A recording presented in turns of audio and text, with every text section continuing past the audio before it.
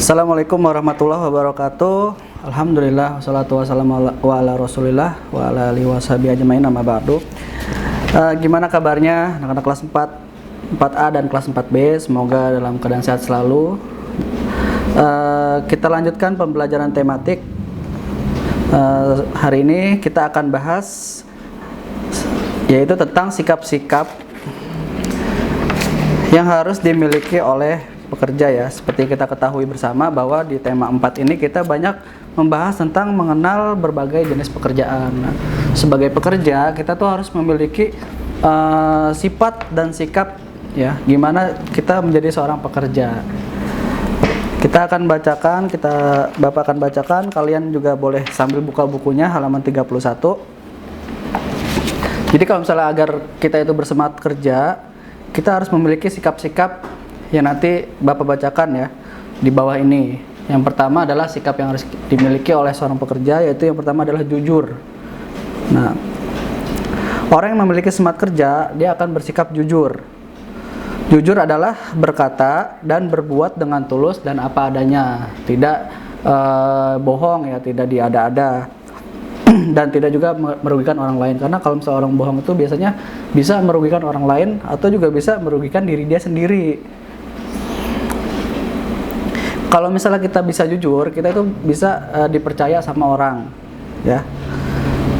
Kalau misalnya pekerja itu biasanya bisa dia dipercaya untuk memegang masalah keuangan perusahaan, misalnya itu kalau misalnya dia jujur. Kemudian sikap yang kedua yang harus dimiliki oleh pekerja adalah sikap disiplin. Apa itu disiplin?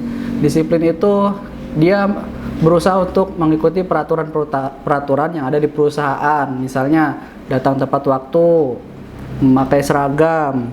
Nah, seperti itu ya. Terus misalnya banyak ya contoh-contoh disiplin nih. Kayak kalian misalnya kalau ke sekolah itu datangnya sebelum jam 7 misalnya. Terus kemudian memakai seragam yang rapi. Nah, itu sikap disiplin. Kemudian yang ketiga, sikap pekerja adalah bertanggung jawab. Jadi orang yang memiliki semangat kerja akan bekerja dengan penuh rasa tanggung jawab. Ia bertanggung jawab atas keberhasilan usahanya. Setelah berusaha secara maksimal, ia siap menerima risiko atas pekerjaannya. Mereka siap menerima kritik tentang baik dan buruknya pekerjaan yang telah diselesaikan. Apabila misalnya dia tuh melakukan pekerjaan terus dia salah, dia siap untuk dikritik dan siap untuk memperbaiki pekerjaannya. Makanya salah satu sikap pekerja itu ya tanggung jawab. Kalau misalnya dia melakukan sesuatu tuh harus tuntas, harus selesai gitu. Misalnya juga kalian nih mengerjakan tugas dari bapak dan ibu gurunya, ya harus diselesaikan sesuai dengan perintah yang diberikan oleh bapak dan ibu gurunya. Tuh. Misalnya kumpulkan sebelum jam 12, ya kalian berusaha untuk mengumpulkan sebelum jam 12. Kalau bisa jangan melewati dari jam 12. Selain itu adalah bentuk tanggung jawab, itu juga merupakan bentuk kedisiplinan kalian untuk melaksanakan tugas yang diberikan oleh bapak dan ibu guru. Terus kemudian yang terakhir adalah sikap yang harus dimiliki seorang pekerja, yaitu adalah kerja keras ya. Mereka akan bersungguh-sungguh nih dan tidak mudah menyerah. Jadi gak gampang nyerah. Pekerja itu harus memiliki sikap pekerja keras. Jangan belum dikerjain udah males gitu, susah kerjanya. Atau misalnya kalau gampangnya misalnya kalian dapat tugas, terus tugasnya banyak misalnya, kalian udah malas duluan, udah nggak semangat misalnya. Jadi kita harus memiliki sikap kerja keras. Kerja keras. Ciri-ciri pekerja keras adalah seperti misalnya ulet, gigih, dan dia juga nggak malu untuk bertanya. Misalnya dia nggak ngerti nih, dia akan tanya ke gurunya atau ke temennya kalau misalnya dia nggak ngerti. Kemudian Bapak lanjut ya, halaman 32. Tadi kita udah bahas sikap yang harus dimiliki oleh seorang pekerja. Kemudian yang halaman 32 ini adalah kewajiban pekerja di masyarakat. Jadi pekerja itu selain dia punya kewajiban di lingkungan kerjanya, dia juga memiliki kewajiban di lingkungan masyarakatnya. Ya, apapun pekerjaan orang itu dia memiliki kewajiban di masyarakat. Contohnya yang pertama, menjaga kelestarian lingkungan hidup.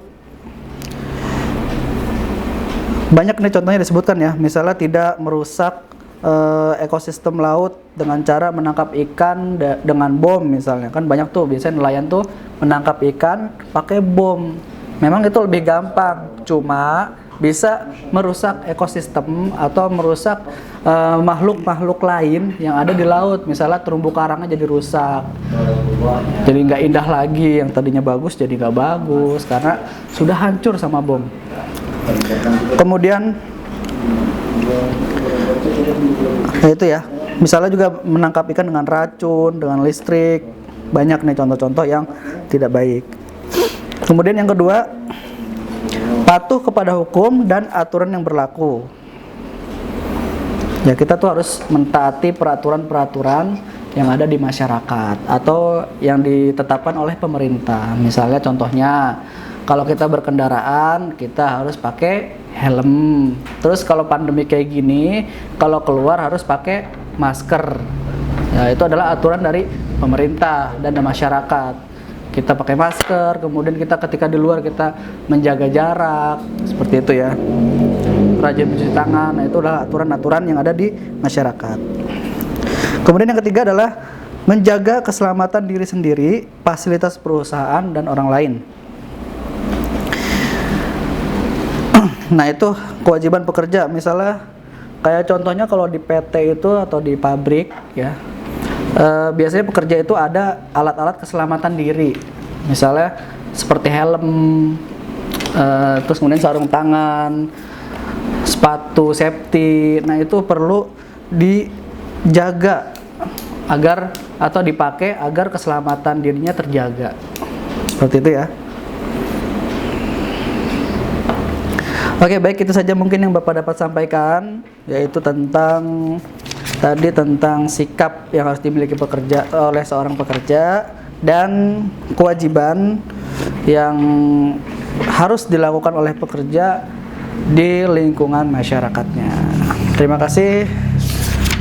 Untuk tugasnya kalian kerjakan soal halaman 30.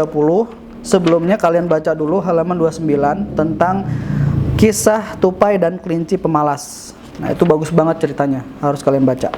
Halaman 29 dan 30, terus kalian isi pendapat kalian. Pendapat kalian tentang tulisan di atas di yang halaman 30. Nanti kalau ada tugas tambahan Bapak tulis aja ya di WhatsApp ya. Insya Allah nanti Bapak tulis agar kalian tuh banyak berlatih juga di rumah. Terima kasih atas perhatiannya, semoga bermanfaat materi kali ini. Kita tutup dengan doa kafaratul majlis. Subhanakallahumma bihamdika asyhadu an la ilaha illa anta astaghfiruka wa atubu ilaik. Assalamualaikum warahmatullahi wabarakatuh.